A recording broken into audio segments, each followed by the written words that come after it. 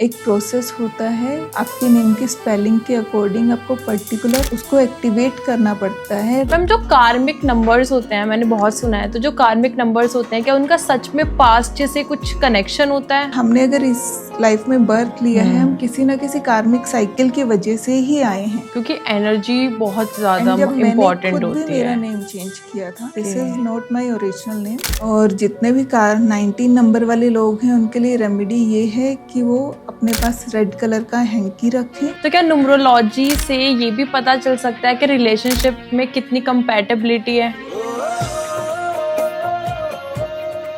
कुछ non friendly numbers होते हैं। तो अगर पर्सनैलिटी नंबर लड़का और लड़की का आपस में नॉन फ्रेंडली आ रहे हैं या डेस्टिनी नंबर नॉन फ्रेंडली आ रहा है, तो भले ही वो एक दूसरे से आज की डेट में कितना भी प्यार कर रहे होंगे, लेकिन लॉन्ग रन में वो बहुत अच्छी नहीं बन पाएगी, उनकी खटपट होती रही। वैसे भी आज की डेट में जो बच्चे पैदा होंगे वो थोड़े एक्स्ट्रा लकी होंगे, क्योंकि आज 369 पोर्टल बन रहा है।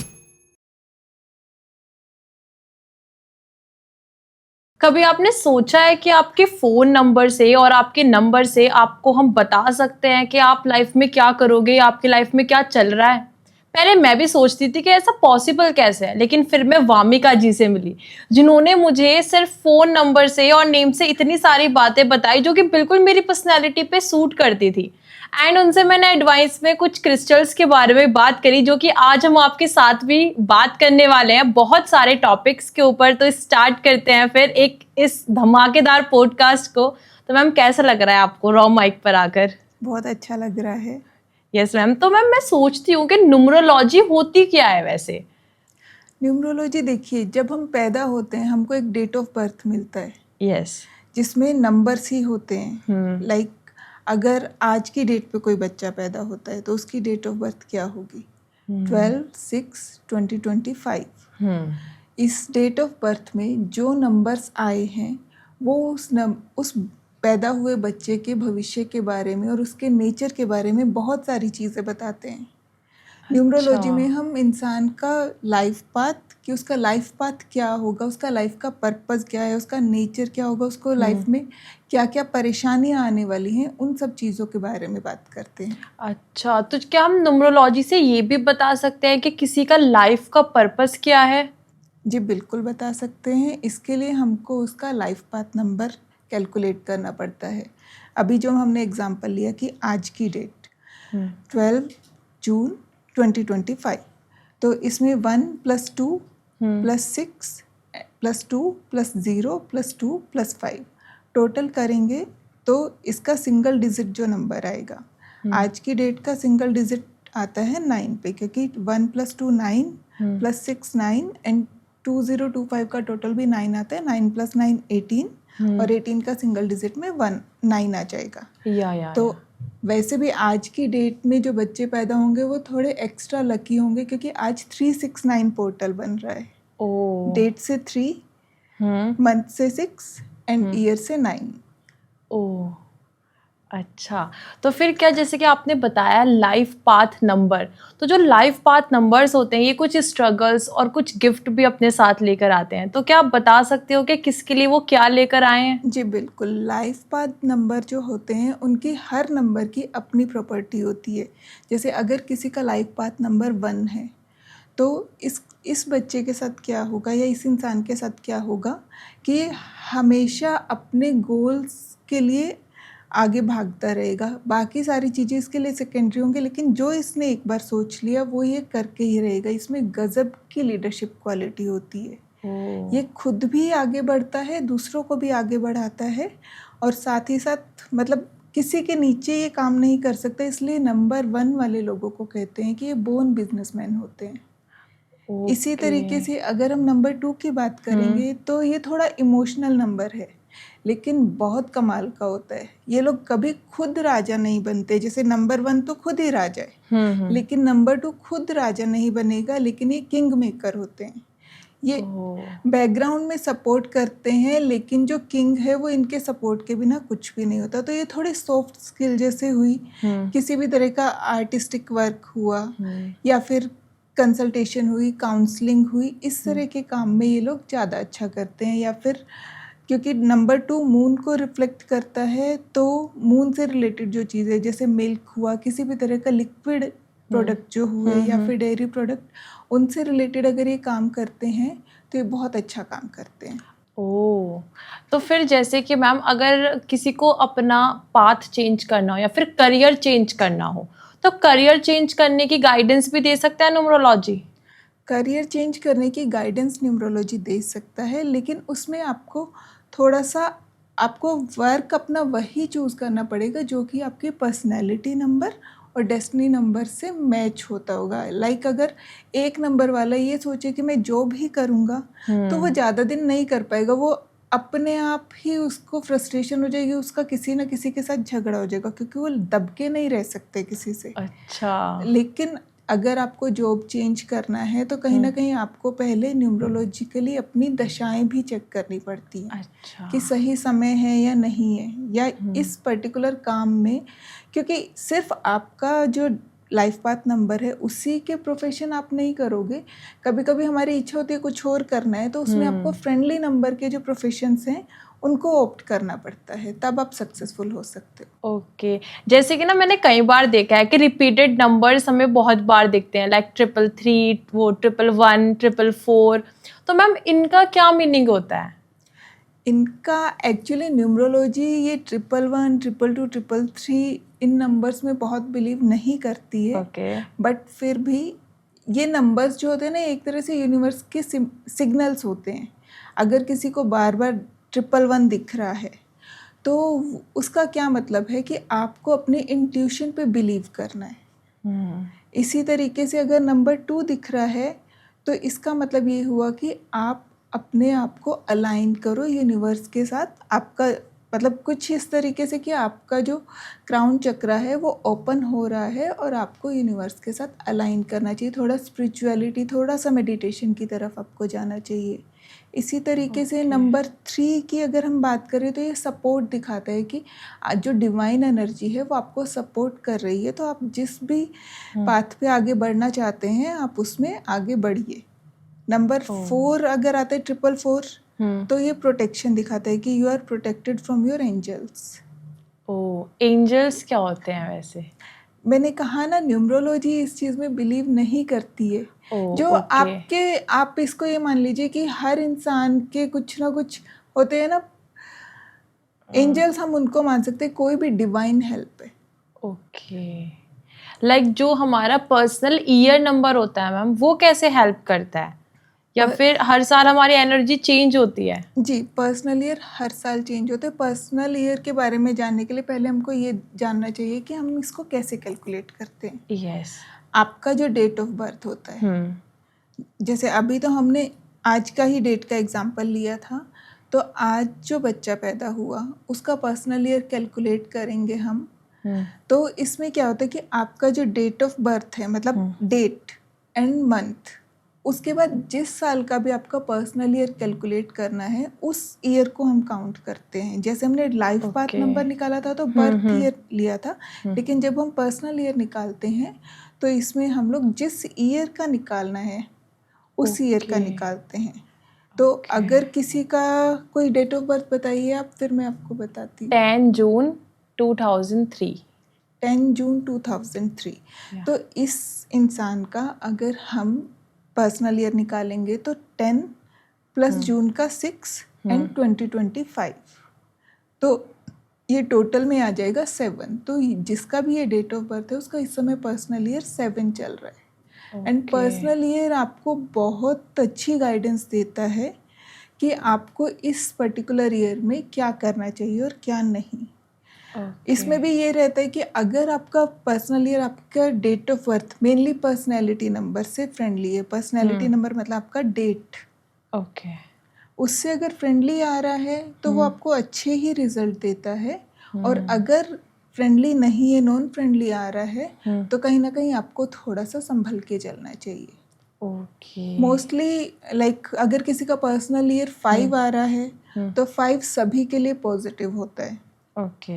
इसी तरीके से अगर किसी का पर्सनल ईयर वन आया तो वन सिर्फ 8 नंबर, पर्सनैलिटी 8 को छोड़ के बाकी सभी के लिए पॉजिटिव ही रहता है, किसी के लिए Okay. ज़्यादा, किसी और जो के लिए जैसे कम। 7 आया अभी तो फिर वो 7 एक्चुअली स्पिरिचुअलिटी का नंबर है, तो जितना आप नॉलेज की तरफ जाओगे, जब भी पर्सनल ईयर 7 आएगा, जितना आप नॉलेज और एजुकेशन की तरफ जाओगे तो सभी के लिए बहुत अच्छा है। लेकिन अगर हम मनी वाइज देखें तो इसमें थोड़ा सा ये रहता है कि उतना बेनिफिट नहीं होता है, 2 वालों के लिए थोड़ा सा नेगेटिव होता है, अदरवाइज सभी के लिए एवरेज रिजल्ट आता है 7 में, क्योंकि ये स्पिरिचुअलिटी की तरफ लेके जा रहे हैं। आप जितना नॉलेज गेन कर सकते हो ना इस साल में उतना कीजिए, ताकि नेक्स्ट ईयर जब आपका 8 आएगा तो आप उसमें उसको एनकैश कर सकते हैं। ओके, ठीक है, तो मैं स्पिरिचुअलिटी की तरफ जाऊँ। जी, तो ये जैसे आपका कि डेट ऑफ बर्थ था ना? यस, तो जैसे कि हमारे जो डेट ऑफ बर्थ होते हैं या फिर जो बर्थ डे नंबर्स होते हैं, क्या वो हमारी पर्सनैलिटी के बारे में भी चीज़ें बताते हैं? जी, आपकी पर्सनैलिटी के बारे में डेट ऑफ बर्थ सब कुछ बताती है। इसमें मेनली हम फोकस करते हैं आपके पर्सनैलिटी नंबर पे सबसे पहले। ओके। लाइक जैसे अभी आपका ही डेट ऑफ बर्थ आपका 10 है, तो इससे आपका पर्सनैलिटी नंबर हुआ सिंगल डिजिट में 1। अब 1 नंबर वाले, जो मैंने पहले ही बताया कि लीडरशिप क्वालिटी होती है, किसी की सुनते नहीं है, लेकिन बहुत गोल ओरिएंटेड होते हैं। जो चीज़ पकड़ लेते हैं उसकी तरफ से जाने से इनको कोई रोक नहीं सकता है, मतलब कोई किसी तरह का डिस्ट्रैक्शन इनको नहीं अपनी तरफ अट्रैक्ट कर पाता। ये सीधा चलते जाते हैं जब तक वो अचीव नहीं कर लेंगे। ओके, और 5 नंबर वाले? 5 नंबर वाले जो होते हैं वो बहुत स्मार्ट वर्कर होते हैं। यूजुअली क्या होता है कि उनको लोग कहते हैं कि ये लेज़ी हैं, क्योंकि वो ज़्यादा फिजिकल वर्क करना उनको पसंद नहीं होता। वो उनका दिमाग बहुत तेज काम करता है। ऐसे लोग बैठे बैठे कौन सी प्रॉब्लम कैसे सॉल्व कर देंगे ना, वो पता ही नहीं चलेगा। इनकी सबसे अच्छी जो खासियत है वो ये है कि ये किसी से भी बात करें, 2 साल का बच्चा हो या 80 साल का बूढ़ा हो, सबके साथ दोस्ती कर लेंगे। और इनके बातों की पावर ऐसी होती है कि ये किसी को भी कुछ भी बेच के आ सकते हैं। मतलब सबसे बड़ा जो इनका टूल है वो इनकी बातें करना। ये इतना अच्छा बोलते हैं कि किसी से भी कुछ भी करवा सकते हैं। इसीलिए मार्केटिंग में, सेल्स में सबसे ज़्यादा 5 नंबर वाले लोग सक्सेस करते हैं। तो आजकल ना रिलेशनशिप प्रॉब्लम्स बहुत लोगों को आती है, तो क्या न्यूमरोलॉजी से ये भी पता चल सकता है कि रिलेशनशिप में कितनी कंपैटिबिलिटी है? जी, बिल्कुल पता चल सकता है।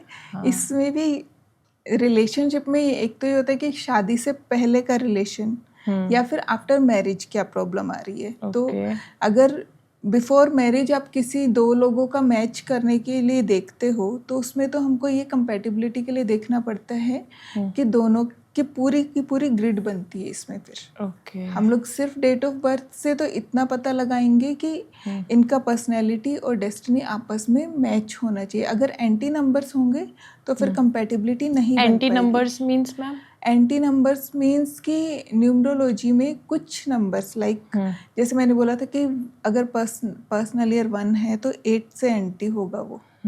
इसी तरीके से सभी नंबर्स के कुछ फ्रेंडली नंबर्स होते हैं और कुछ नॉन फ्रेंडली नंबर्स होते हैं। तो अगर पर्सनैलिटी नंबर लड़का और लड़की का आपस में नॉन फ्रेंडली आ रहे हैं या डेस्टिनी नंबर नॉन फ्रेंडली आ रहा है, तो भले ही वो एक दूसरे से आज की डेट में कितना भी प्यार कर रहे होंगे, लेकिन लॉन्ग रन में वो बहुत अच्छी नहीं बन पाएगी, उनकी खटपट होती रहेगी। इसी तरीके से अगर कोई मैरिड कपल है, वो लोग अगर आते हैं कि हमारा इतनी अच्छी नहीं बन रही, उसका क्या रीज़न है, तो उसमें भी हम उनका ग्रिड बनाते हैं, न्यूमरोलॉजिकल ग्रिड, पूरा डेट ऑफ बर्थ के नंबर्स उसमें फिल करते हैं। एंड उसके बाद ये चेक किया जाता है कि एक तो पर्सनैलिटी और डेस्टिनी तो हम चेक करेंगे, उसके बाद कि कितने नंबर दोनों के एक्सचेंज हो रहे हैं, लाइक दोनों में कॉमन कितने नंबर हैं और अलग अलग कितने नंबर हैं। उस हिसाब से फिर पता किया जाता है कि इनमें क्या प्रॉब्लम आ रही है। कभी कभी क्या होता है, कुछ दशाएं ऐसी आती हैं जिससे कोई नंबर एक्सेस में हो जाता है तब भी वो प्रॉब्लम आ जाती है, तो हम उसका रेमेडीज़ के थ्रू इलाज करवाते हैं। ओके, तो आप रेमेडीज़ भी सजेस्ट करते हो? जी मैम, एक्चुअली ओके। अगर रेमेडीज़ नहीं सिर्फ प्रॉब्लम बताएंगे तो फिर तो कोई फ़ायदा ही नहीं है, प्रॉब्लम तो सामने यस, वाले के पास यस, ऑलरेडी यस। है। तो अगर किसी को भी कोई भी इशू है, लाइक किसी को कंपैटिबिलिटी चेक करानी है या फिर चेक कराई हुई है लेकिन उनको रेमेडी चाहिए, तो प्लीज़ मैम से कांटेक्ट कर सकते हो। मैं मैम की कांटेक्ट इन्फॉर्मेशन और मैम की इंस्टा आईडी मेंशन कर दूंगी। मैम सबकी हेल्प करने के लिए हमेशा अवेलेबल है। बिल्कुल। मैम जो कार्मिक नंबर्स होते हैं, मैंने बहुत सुना है, तो जो कार्मिक नंबर्स होते हैं क्या उनका सच में पास्ट से कुछ कनेक्शन होता है? जी, पास्ट लाइफ से तो कनेक्शन होता है। वैसे तो अगर देखा जाए तो सभी नंबर्स ही कार्मिक होते हैं, ओके। क्योंकि हमने अगर इस लाइफ में बर्थ लिया है, हम किसी ना किसी कार्मिक साइकिल की वजह से ही आए हैं।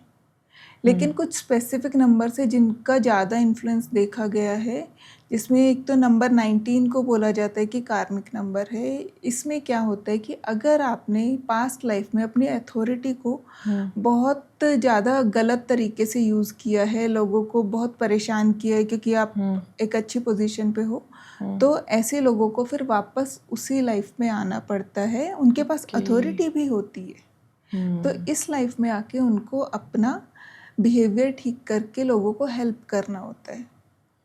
और जितने भी 19 नंबर वाले लोग हैं उनके लिए रेमेडी ये है कि वो अपने पास रेड कलर का हैंकी रखें और फॉरगिवनेस की प्रैक्टिस करें। ओके। इसी तरीके से जो दूसरा कार्मिक नंबर आता है वो है नंबर 16। नंबर 16 के लिए कहा जाता है कि एब्यूज़ ऑफ लव, कि इन लोगों ने अपनी पास्ट लाइफ में जो इनसे बहुत ज़्यादा प्यार करता था उसको इन्होंने धोखा दिया है, इस वजह से इनको ये लाइफ मिली है। और इस लाइफ में इनको अपना बिहेवियर बहुत अच्छा रखना चाहिए अपोजिट सेक्स की तरफ, और ताकि इनको दोबारा से इसी सर्कल में नहीं आना पड़े।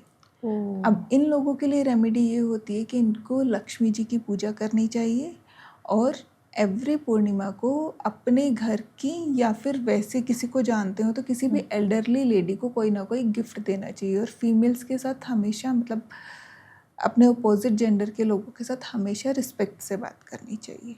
ओके। नेक्स्ट कार्मिक नंबर आता है नंबर 14।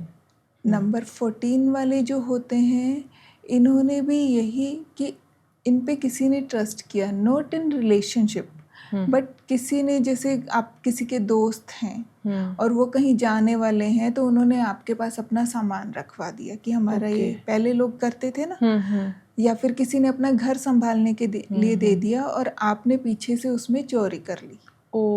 या फिर आज के टाइम में अगर देखें तो आपने अपने ऑफिस से डाटा चुरा लिया, आपको एक्सेस मिला ट्रस्ट की वजह से और आपने डाटा चुरा लिया। तो ऐसे लोगों को फिर से वापस इस लाइफ में आना पड़ेगा और अपने कर्मों का भुगतान करना पड़ेगा। तो उन लोगों के लिए भी यही है कि आपको अपना बिहेवियर इस लाइफ में ठीक करना है। अब नेक्स्ट आता है नंबर 13।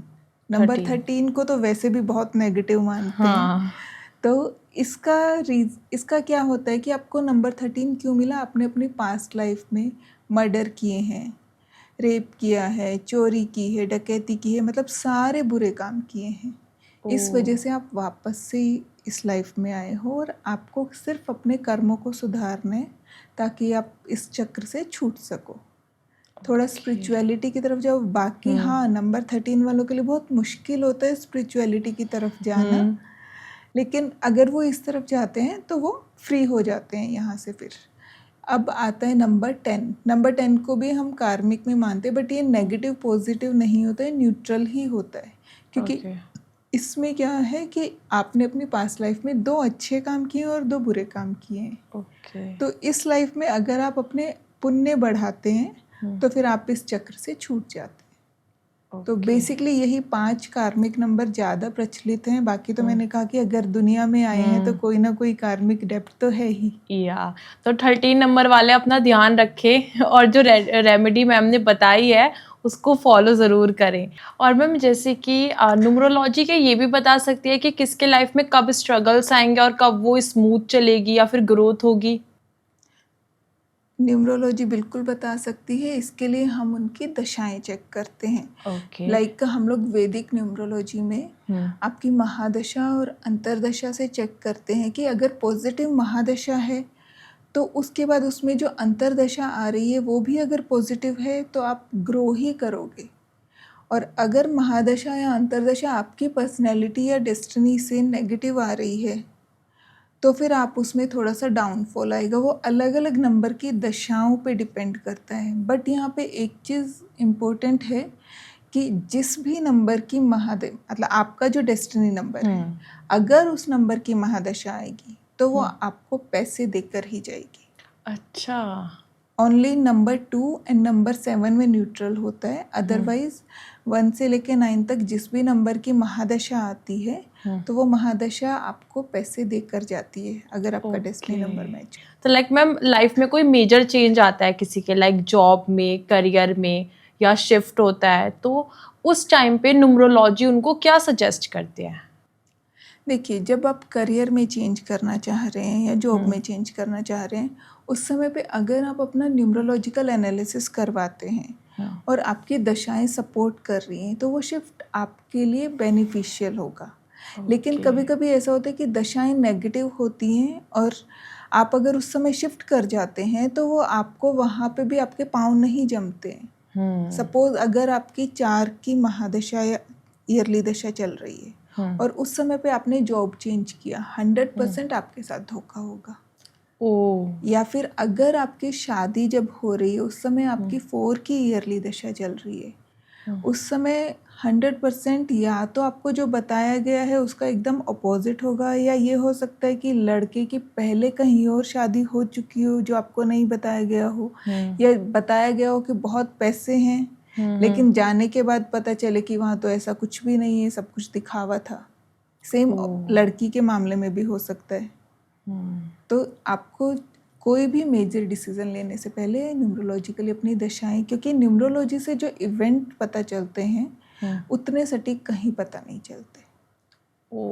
तो अगर किसी को चेक कराना हो तो प्लीज़ वो चेक करा ले, क्योंकि ये सुन के तो मैं भी घबरा गई हूँ। तो अभी एक मज़ेदार सा गेम करते हैं मैम, ठीक है? तो मैं आपको कुछ स्टेटमेंट्स बताऊंगी, आपको बताना है कि वो ट्रुथ है या फिर ट्रैश है। ओके। रोज क्वार्ट्ज से प्यार अट्रैक्ट होता है, ट्रुथ और ट्रैश?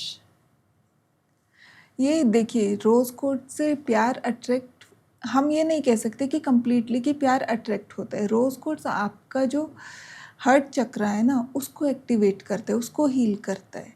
क्योंकि जब आपका अपना हार्ट चक्र अगर डैमेज्ड है तो आप किसी और को अट्रैक्ट कर ही नहीं सकते हो। वो आपको अंदर से हील करेगा, आपका सेल्फ लव बढ़ाएगा, तब आपके अंदर अपने आप वो अट्रैक्शन आता है। इट्स नॉट लाइक कि आपने बस रोज कोट्स पहन लिया और आपने लव को अट्रैक्ट कर लिया। वो आपकी उसकी जो एनर्जी फील्ड है उससे आपकी ऑरा को हील करेगा एंड देन लोग आपकी तरफ अट्रैक्ट होंगे। लाइफ पाथ 7 वाले लोग सैड रहते हैं, ट्रुथ या ट्रैश? ट्रैश। ओके, क्यों? लाइफ पाथ 7 जो है वो स्पिरिचुअलिटी का नंबर है, रिसर्च का नंबर है। ये लोग, जैसे नंबर 7 किसको रिप्रेजेंट करता है? केतु को। तो केतु क्या है? जिसके पास सर नहीं है, ओनली बॉडी है। ओके, ठीक है। तो जिन लोगों के पास ओनली बॉडी है वो केतु वाले क्या करते हैं? डीप रिसर्च करते हैं हर चीज़ की। उनको ऊपर ऊपर की किसी चीज़ में उनको सेटिस्फेक्शन नहीं मिलता है, इसलिए वो अपनी इनर जर्नी में रहते हैं। जो जितने भी ऑकल्ट साइंस एक्सपर्ट होंगे जो हाईएस्ट लेवल पे जाएंगे उनके पास नंबर 7 होगा ही होगा। या तो उनका लाइफ पाथ नंबर 7 होगा, अदरवाइज उनकी डेट में 7 होगा ही होगा। और ये लोग क्या करते हैं ना, इनको दीन दुनिया से कुछ लेना नहीं होता, क्योंकि ना ही तो पैसे चाहिए इनको, ना ही मटेरियल जो प्लेजर्स होते हैं उनमें भी इनका बहुत इंटरेस्ट नहीं होता है। तो ये अपने आप में खुश ही रहते हैं। बाकी लोग इनसे दुखी रहे वो एक अलग चीज़ है, लेकिन ये लोग अंदर से अपनी सेल्फ जर्नी में और इनर जर्नी में ये लोग बहुत खुश रहते हैं। और जितने भी बड़े बड़े रिसर्चर आप देखेंगे उनकी डेट ऑफ बर्थ चेक कीजिएगा, वो सभी के सभी नंबर 7 से गवर्न हो रहे होंगे। ओके, नेक्स्ट है, सिर्फ डेट ऑफ बर्थ से किसी का पूरा फ्यूचर बताया जा सकता है, ट्रुथ और ट्रैश? ट्रैश। ओके, क्यों? देखिए, डेट ऑफ बर्थ से हम इंसान की पर्सनैलिटी बताएंगे, उसका लाइफ पाथ बताएंगे कि उसको किस तरफ जाना चाहिए, लेकिन वो किस तरफ जा रहा है कुछ एट्रीब्यूट्स कभी कभी कोई फॉलो नहीं भी करता है और तब उसको प्रॉब्लम आती है। न्यूमरोलॉजी में फ्यूचर हम तब बताते हैं जब कोई आता है कि हमको ये चीज़ करनी है, या इस टाइम पे हम लोग दशाओं के हिसाब से उनको ये बताएंगे कि ये टाइम आपका अच्छा है और ये टाइम पे आपको संभल के रहना है।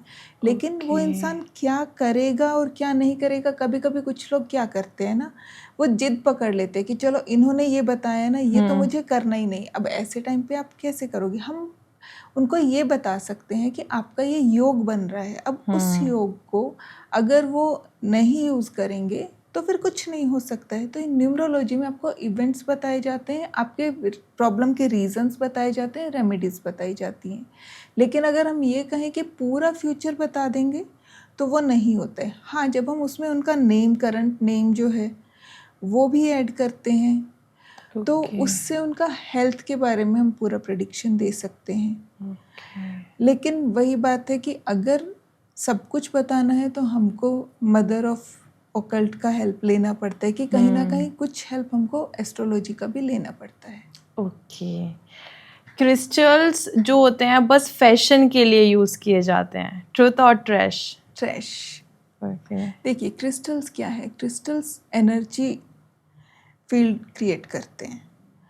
अब कुछ लोग क्या करते हैं ना, वो उन्होंने कहीं से भी क्रिस्टल लिया, उनको सुंदर लगा, उन्होंने लिया और उन्होंने पहन लिया। उनके लिए क्रिस्टल सिर्फ फैशन एसेसरी है। लेकिन अगर आप उसको हीलिंग के लिए यूज़ करना चाहते हो तो आपको प्रॉपर एक जेन्युइन जगह से क्रिस्टल लेना पड़ेगा, जहाँ पे आपको ये पता है कि हाँ, यहाँ पे ओरिजिनल क्रिस्टल है जिनकी एनर्जी हाई है। उसके बाद क्रिस्टल्स को आपको क्लिंस करना होता है, फिर एक्टिवेट करते हैं और उसके बाद उनको एक इंटेंशन दे के पहना जाता है, तब वो आपको हील करते हैं। एंड ऐसे ऐसे एग्जाम्पल्स हैं कि हमने एनिमल्स पे भी इसको ट्राई किया है और उनके भी हेल्थ इश्यूज ठीक हुए हैं। वाओ, ये अच्छा था, मुझे सच में अच्छा लगा। नाम में डबल लेटर ऐड करना लक इंक्रीज करता है, ट्रुथ और trash? Sometimes truth but trash. Okay, because कभी कभी ऐसे होता है कि किसी के नेम की वाइब्रेशन हमको कुछ समय के लिए चेंज करनी है तो हम लेटर डबल करके कर सकते हैं। Okay, because name number change करके हम उनकी वाइब्रेशन चेंज कर रहे हैं। बट अगर हम लॉन्ग टर्म में देखते हैं तो जहाँ पे भी हम लेटर डबल करते हैं वहीं पे हम उनके लिए एक हेल्थ इशू जनरेट कर देते हैं। ओके, जैसे अगर हमने कहीं पे डबल आर किया तो हमने एरर की वाइब्रेशन खुद ही एक्टिवेट कर दी। डबल एच किया तो हेल्थ इशू आएगा ही आएगा, इसको कोई नहीं रोक सकता है। और इसी तरीके से अगर किसी के नेम में डबल ई है तो आप देखिएगा कि उनको ना इमोशनल इश्यूज होंगे, वो हाइपर भी होंगे तो उनके इमोशन की वजह से ही होंगे। ऐसे लोग मतलब या तो बिल्कुल ड्राई इमोशन हो जाएगा एक पर्टिकुलर टाइम के बाद, जब एक होता है ना इंसान की लिमिट होने के बाद फिर वो कुछ रिएक्ट नहीं करता, इस तरह के इश्यूज आ जाते हैं। बाकी और हेल्थ इश्यूज भी आते हैं जहाँ पे जो अल्फ़ाबेट आपका डबल होता है उसके हर अल्फ़ाबेट के अपने अपने इम्पेक्ट्स आ जाते हैं। तो हम लोग कभी एडवाइस नहीं करते हैं कि लॉन्ग टर्म में आप अपने नेम में चेंज कीजिए डबल अल्फ़ाबेट। बट अगर ये है कि इमीडिएट आपको इवेंट कोई क्रिएट करना है और आपने वो कर दिया है और बाद में वापस चेंज करते हैं तो इट्स गुड। ओके, लाइक अगर कोई अपने नेम की स्पेलिंग चेंज करता है, क्या लाइफ भी उसकी चेंज हो सकती है? बिल्कुल हो सकती है। ओके, क्योंकि नेम की स्पेलिंग चेंज करने के लिए आप उसमें कोई ना कोई अल्फ़ाबेट या तो ऐड करेंगे या फिर उसमें से निकाल देंगे। उससे क्या होगा, आपका जो नेम नंबर है, टोटल नेम का जो टोटल आएगा वो चेंज हो जाएगा। और हर नेम टोटल का अपना एक इन्फ्लुएंस है। जैसे अगर हम देखेंगे जितने भी नेम हैं मोस्टली जिनका टोटल 4 पे या 8 पे आता है, हम लोग उनको अवॉइड करवाते हैं। चाहे वो 31 है, 31 फिर भी पॉजिटिव है, बट 22 आया, 40 आया या 49 हुआ, इन सब के नेगेटिव रिजल्ट आते हैं। ये क्योंकि आपको कंफ्यूजन में डाल देता है। ओके, तो नेम में स्पेलिंग में चेंज हुआ तो नेम नंबर चेंज होगा, तो आपके वाइब्रेशंस चेंज होंगे, और वो आप विद इन 15 to 20 डेज आप फील कर लेते हो, नॉर्मली तो कर लेते हो, otherwise max to max 3 months लगते हैं, आपको समझ में आ जाता है कि नेम आपके लिए बेनिफिशियल है या फिर नहीं है। ओके लेकिन मैंने ना निक नेम तो बहुत सुना है, लेकिन लकी नेम भी कुछ होता है, तो अगर किसी को लकी नेम चूज करना हो तो वो कैसे चूज करेंगे? नहीं, निक नेम तो जो घर वाले बुलाते हैं प्यार से वो हो जाता है, लेकिन लकी नेम में तो वही है कि आप कोई और एक नया नेम ले रहे हो, तो नया नेम अगर आपके वाइब्रेशंस के साथ मैच कर रहा है और आपने किसी न्यूमरोलॉजी कंसल्टेंट के साथ बैठ के अपना नया नेम डिज़ाइन किया है, तब तो वो लकी नेम होगा, अदरवाइज लकी नेम जैसी कोई टर्म मैंने नहीं सुनी। लाइक जैसे बच्चों का नेम रखते हैं, क्या उस टाइम पे नेम नंबर भी चेक करना ज़रूरी होता है?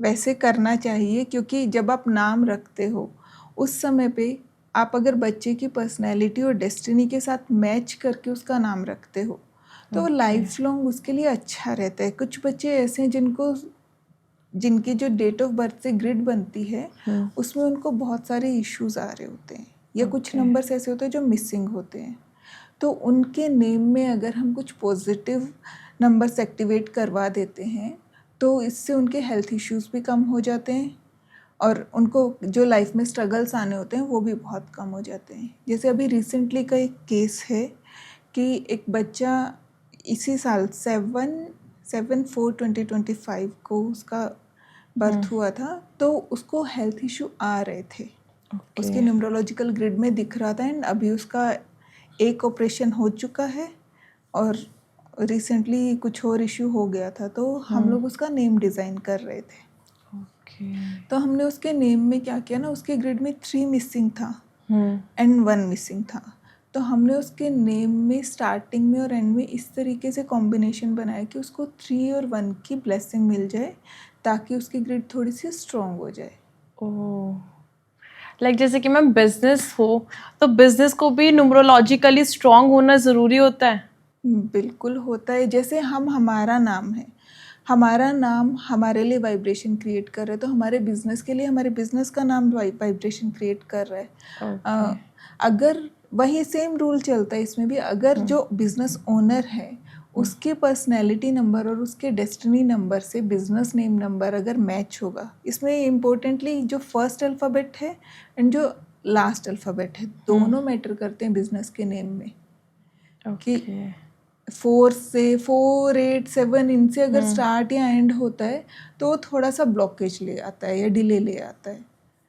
इसी तरीके से आपने अगर नोटिस किया हो, अभी अजय देवगन ने जो उसका देवगन फिल्म्स था उसमें से ए हटा दिया, उसका भी रीज़न यही था कि उसका जो टोटल था वो 7 पे आ रहा था देवगन फिल्म्स का, एंड वो उसको 7 से 6 पे लेकर आया। अभी इनका क्योंकि प्रोफेशन भी वो बॉलीवुड वाला है तो उनको 6 नंबर वीनस का नंबर सूट करता है। तो इसी तरीके से करते हैं। लाइक अगर मैं अपने ब्रांड की बात करूं तो मेरे ब्रांड का नाम है वाइब्रेंट एसेंस। 6 से स्टार्ट होता है एंड ई 5 नंबर का अल्फ़ाबेट है, उससे एंड होता है, और 5 मेरा फेवरेबल नंबर है तो टोटल भी 5 पे ही आता है, वो भी 50 से 5। तो हर 50 का अपना एक इम्पोर्टेंस है, वहीं अगर 41 होगा उसका अलग इम्पोर्टेंस होगा कि टोटल तो 5 आएगा बट अलग अलग रहता है उसमें। ओके तो अगर मैं बिजनेस स्टार्ट करूंगी तो मैं ज़रूर आपकी गाइडेंस लूंगी। बिल्कुल बिल्कुल ठीक है। लाइक मैम ऐसा होता है कि जब शादी हो जाती है, आपने देखा होगा कई बार सरनेम चेंज कर लेते हैं, जैसे मेरा नाम अंशिका है, कुछ भी होगा तो बाद में मैं चेंज कर लूंगी, सरनेम चेंज हो जाएगा, तो क्या उससे भी न्यूमरोलॉजिकली चेंज पड़ता है? जी बिल्कुल, क्योंकि आपकी स्पेलिंग पूरी चेंज हो गई तो चेंज तो करना होता है। वैसे तो करना चाहिए। देखिए आजकल बहुत ट्रेंड चला हुआ है कि लड़कियां नेम चेंज नहीं करती हैं सरनेम चेंज, बट उससे अगर हम इसको एक अलग तरीके से देखते हैं अदर देन न्यूमरोलॉजी, तो अगर आप किसी फैमिली का हिस्सा बन रहे हो और आपने उसका सरनेम अडॉप्ट नहीं किया तो उनके एंसेस्टर्स आपको अपनी ब्लेसिंग्स कैसे देंगे? हाँ इसीलिए आजकल रिलेशनशिप इश्यूज भी बहुत हो रहे हैं, क्योंकि लड़कियां सरनेम, एक और भी ट्रेंड है कि पहले वाला सरनेम लगाते हैं, देन फिर इन लॉज वाला सरनेम लगाते हैं, वो भी गलत है। ओह, आपको अपना सरनेम चेंज करना चाहिए प्रॉपर तरीके से, जैसे पहले होता था। कुछ लोग क्या करते हैं, सिर्फ नाम लिखते हैं, सरनेम लगाते ही नहीं है। वहाँ पे भी यही इशू आता है कि आप कनेक्टेड नहीं होते। अगर आप उस फैमिली के साथ कनेक्टेड नहीं हो तो फिर आपको वहाँ की ब्लेसिंग नहीं मिलेगी। एंसेस्टर्स को कैसे पता है कि ये जो लड़की हमारी इस फैमिली में आई है, ये हमारे वंश को आगे बढ़ाएगी, जो हमारा सरनेम भी अडेप्ट नहीं कर पा रही है। यस। तो उस हिसाब से हर किसी को अपना सरनेम चेंज करना चाहिए। लेकिन अगर हम न्यूमरोलॉजी की बात करते हैं तो स्पेलिंग में चेंज आता है तो वाइब्रेशंस चेंज होती हैं। तो इट्स बेटर कि अगर आप इतना सोच ही रहे हैं तो फिर आपको किसी से कंसल्टेशन लेके, अगर कोई मतलब ऐसी वाइब्रेशन आ रही है जो सूटेबल नहीं है, तो उसमें हल्का सा करेक्शन हो जाता है। बीच में आपके हस्बैंड का नेम या इनिशियल लगा के और नेम को ऐसा बना के दे सकते हैं कि आपका हो जाए फेवरेबल वो। तो अगर किसी का नेम अनलक्की हो तो क्या उसको चेंज कर सकते हैं, उसको लक्की बनाने के लिए? बिल्कुल, वो सामने वाले की इच्छा पे डिपेंड करेगा। अगर वो अपना पूरा नेम चेंज करना चाहता है, अनलकी किस सेंस में कि अगर पर्सनैलिटी और डेस्टिनी से फर्स्ट अल्फ़ाबेट सूट नहीं कर रहा है तो आपको देखिए कोई ऑप्शन नहीं, आपको नेम चेंज करना ही पड़ेगा। फर्स्ट अल्फ़ाबेट अगर कहीं पे टोटल में प्रॉब्लम आ रही है तो उसमें बीच में कुछ भी करेक्शन करके हम लोग उनका नेम सेम रखते हैं, प्रोनाउंसिएशन भी सेम रहती है, बट स्पेलिंग में थोड़ा सा चेंज करके उसको फेवरेबल बना देते हैं कि टोटल उनके फेवरेबल आ जाए। ओके, तो फिर अब एक इंटरेस्टिंग सा गेम करते हैं। मैं आपको कुछ कमेंट्स बताऊंगी, उस पर आपको अपने व्यूज देने हैं, क्या आप क्या कहना चाहोगे? ठीक है। तो इसमें पहला कमेंट है, न्यूमरोलॉजी ने बस ओवर थिंकिंग बढ़ा दी, रिजल्ट 0। एक्चुअली ये क्यों आते हैं इस तरह के कमेंट्स, जब हम किसी अच्छे न्यूमरोलॉजिस्ट से कंसल्ट नहीं करते हैं, सिर्फ सोशल मीडिया के थ्रू हम आधी अधूरी जानकारी लेते हैं और उसमें फिर हम अपना दिमाग घुमाते हैं। जबकि मैं ये कहना चाहूँगी कि अगर आप किसी अच्छे कंसल्टेंट से एक बार अपना एनालाइज करवा लेते हो तो आपके माइंड से सारे सवाल ही हट जाते हैं। और मेरे पास इतने एग्जाम्पल हैं, मेरे सभी क्लाइंट्स मुझे फाइनली यही कहते कि आपसे बात करने के बाद हमारा मन शांत हो गया। तो ओवर थिंकिंग तभी आती है जब आप पूरी नॉलेज नहीं लेते हो। आधी अधूरी नॉलेज के हिसाब से अगर आप सोचोगे तो फिर ओवर थिंकिंग तो होगी, क्योंकि कंसेप्ट ही क्लियर नहीं है। ट्रू। सिर्फ स्पेलिंग बदलने से स्ट्रगल कम नहीं होता? ये डिपेंड करता है कि आपने स्पेलिंग अपनी नॉलेज के हिसाब से चेंज की है, किसी अच्छे कंसल्टेंट से चेंज कराई है, और जिसने चेंज करी है उसने भी किस हिसाब से की है। क्योंकि रिज़ल्ट आते हैं, आप वाइब्रेशन जब चेंज करोगे पॉजिटिव और नेगेटिव रिज़ल्ट आएंगे। एंड हमारा एक्सपीरियंस ये कहता है कि अगर आपने नेम चेंज किया, इसका भी एक प्रोसेस होता है। इट्स नॉट लाइक कि आपने जस्ट नेम चेंज किया, अपना सब जगह चेंज कर लिया और हो गया। इसको एक्टिवेट करना पड़ता है। इट्स नॉट लाइक कि जस्ट आपने स्पेलिंग चेंज करके हर जगह लिखना शुरू किया और आपका नया नेम हो गया। नहीं, एक प्रोसेस होता है। आपके नेम की स्पेलिंग के अकॉर्डिंग आपको पर्टिकुलर उसको एक्टिवेट करना पड़ता है। और जब हम इसको एक्टिवेट करते हैं, हमारी बॉडी हमको बता देती है कि नेम एक्टिवेट हो रहा है या नहीं हो रहा है। बिकॉज जब हम नया नेम, कोई भी एनर्जी चेंज होगी तो लोगों को फीवर तक आ जाता है। एंड इट्स वेरी नॉर्मल, क्योंकि एनर्जी बहुत ज़्यादा जब मैंने इम्पोर्टेंट खुद होती भी मेरा है। नेम चेंज किया था, this is not my original name, तो मुझे 10 डेज तक हेडेक नहीं गया था। और मैं ये नहीं समझ पा रही थी, कितनी भी मेडिसिन ले लो वो हेडेक नहीं जाते, क्योंकि एनर्जी फील्ड क्रिएट हो रहा है। तो एक्टिवेशन जब होगा तो आपका नाम आपके साथ कनेक्ट होगा, उस समय पे आपकी बॉडी आपको बता देती है। तो हम ये नहीं कह सकते कि सिर्फ स्पेलिंग चेंज करने से कुछ फ़र्क नहीं पड़ा, उसको एक्टिवेट करेंगे तभी रिजल्ट आएगा। ओके। नेम चेंज करा, लाइफ वैसी की वैसी ही है? सेम। ये नहीं पता कैसे एस्ट्रोलॉजर के पास वो गए या फिर न्यूमरोलॉजर के पास वो गए थे। कभी कभी क्या होता है ना कि ये प्रोसेस अगर आपको कोई नहीं बताएगा और किसी ने बताया, आपने नहीं किया, हर चीज़ के लिए आपको यूनिवर्स को वाइब्रेशन देनी पड़ती है। ऐसे नहीं होता है कि बस आपने एस्ट्रोलॉजर को या न्यूमरोलॉजिस्ट को पैसे दिए और उन्होंने आपको नया नाम बना के दिया एंड आपका नेम चेंज हो गया। आपका हर जगह आपका पहले इतने सालों से एक नाम चल रहा है, आपको उसको एक्टिवेट करके यूनिवर्स को मैसेज देना पड़ेगा। रेगुलर प्रैक्टिस करनी पड़ती है कुछ चीज़ों की नेम को एक्टिवेट करने के लिए।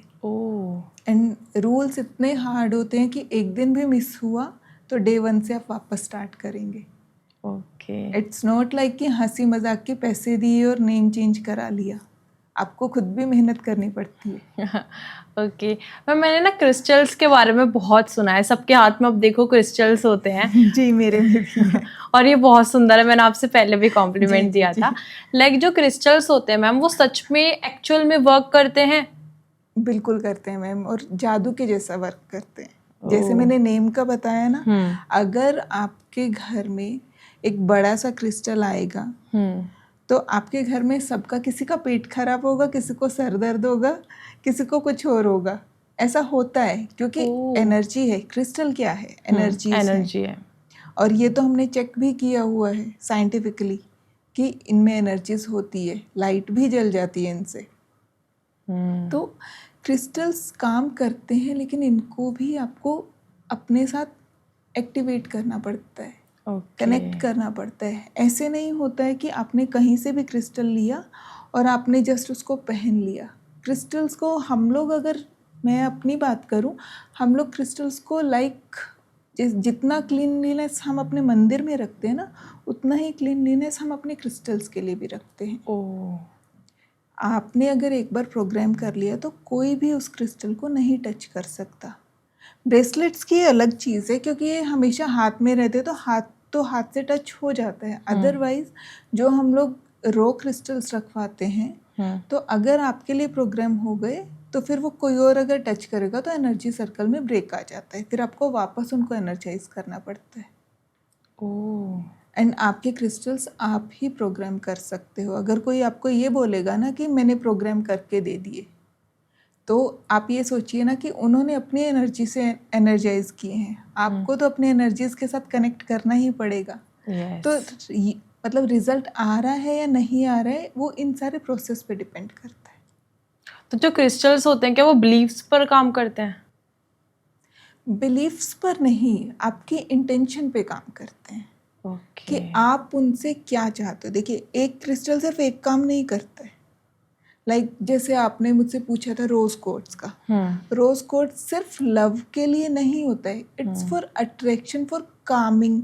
अगर किसी को फैमिली में हार्मनी चाहिए, सपोज ऐसा नहीं है कि कोई रिलेशनशिप इशू है कुछ, लेकिन फिर भी इतनी नहीं बनती है या बच्चे बात नहीं सुनते हैं कुछ भी, आप अपनी फैमिली फोटो के सामने आप रोज कोर्ट्स रख दीजिए रॉ फॉर्म में, या रोज कोर्ट्स के गणेश जी रख दीजिए।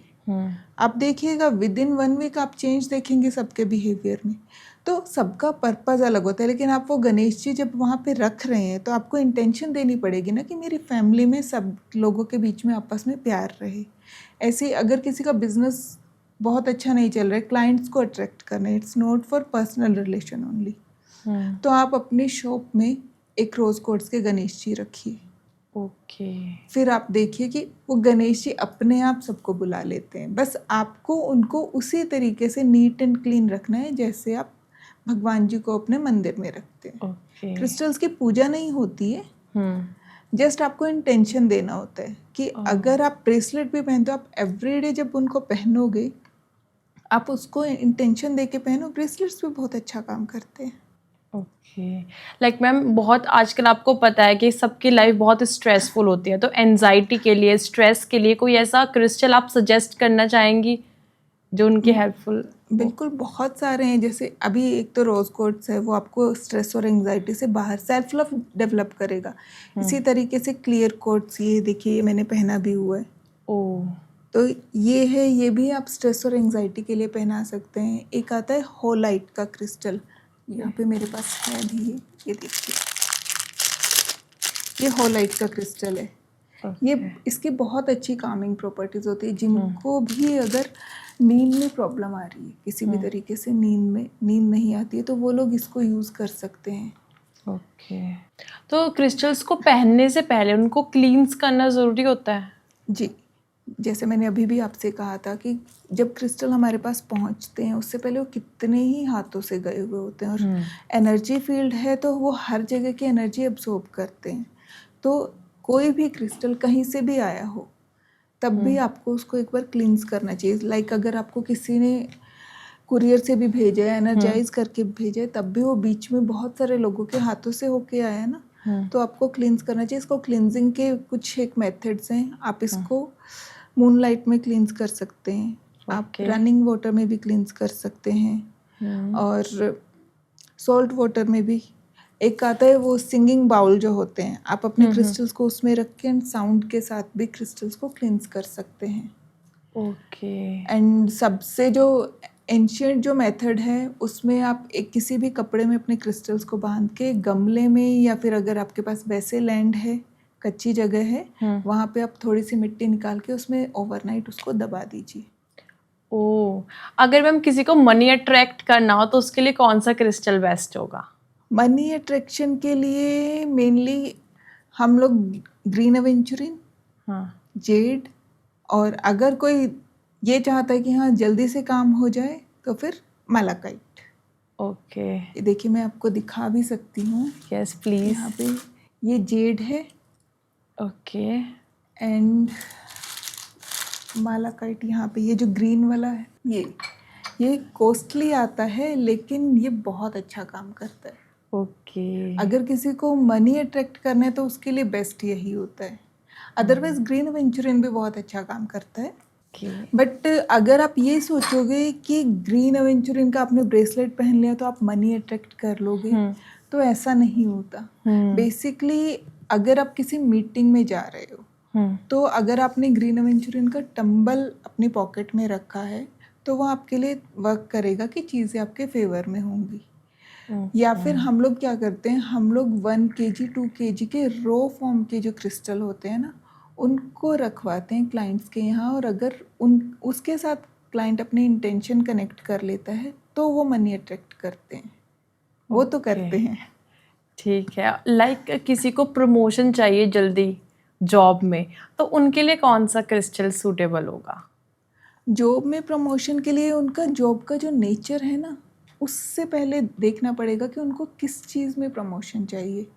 उनका अगर कोई वीनस के फील्ड में है तो उनको फिर हम वीनस से कनेक्टेड करने वाले, जैसे रोडोनाइट हुआ, और साथ में फिर अगर आपकी कोई ऐसी करियर की जो वो होती है डिज़ायर, उसके लिए फिर हम 2 या 3 क्रिस्टल साथ में मिक्स करके फिर उनको देते हैं। लाइक हम देंगे उनको क्लियर कोड्स देंगे, साथ में रोडोनाइट देंगे, और फिर उनको क्योंकि प्रमोशन होगा तो मनी भी बढ़ेगा, और फिर साथ में या तो जेड या फिर ग्रीन एवेंचुरिन देंगे। ओके।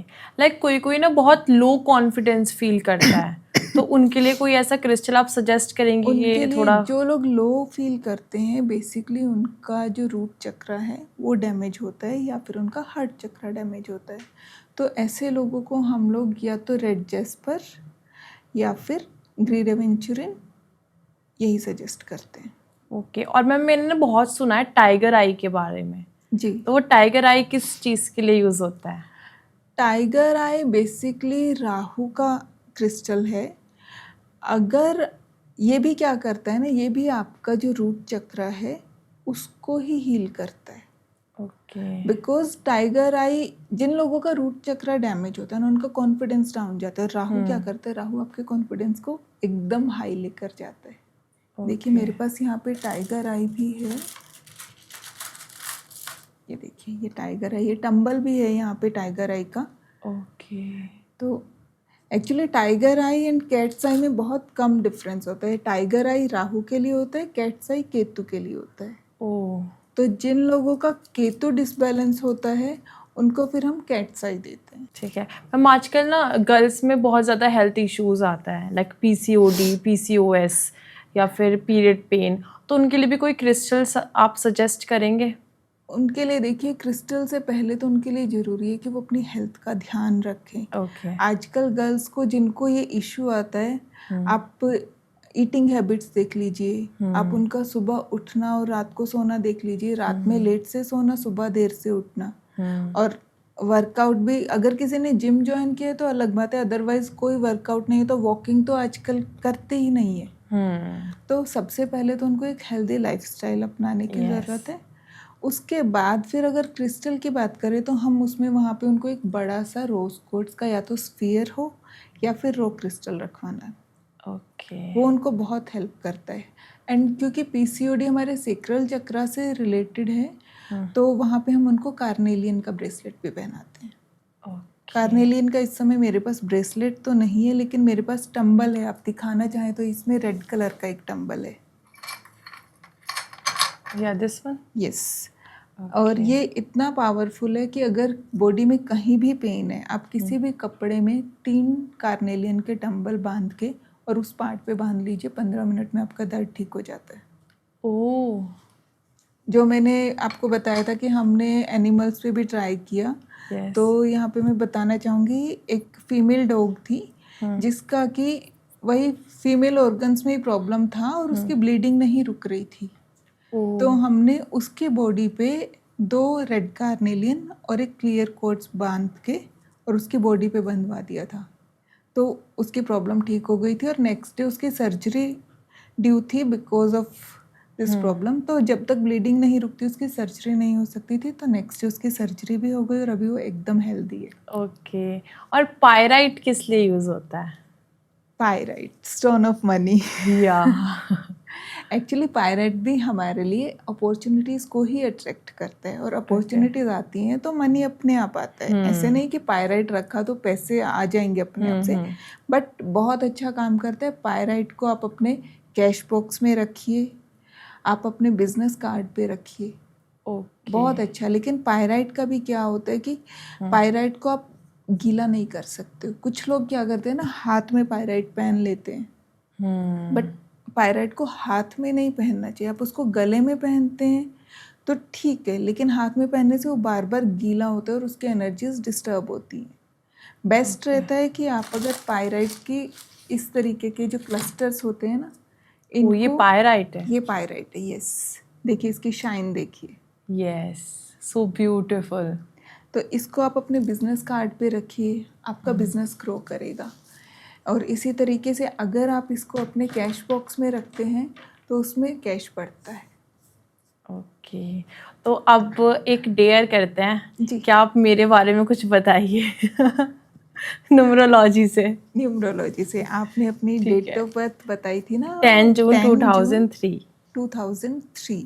ओके। और फिर ऑडियंस में जो भी है वो अपने कमेंट कर सकता है डेट ऑफ बर्थ, जैसे मैं मैम से पूछ रही हूँ, और मैम को मैसेज भी कर सकता है। फिर नेक्स्ट पॉडकास्ट में, नेक्स्ट एपिसोड में फिर हम पिक करेंगे कमेंट्स में से और फिर मैम से उसके बारे में पूछेंगे।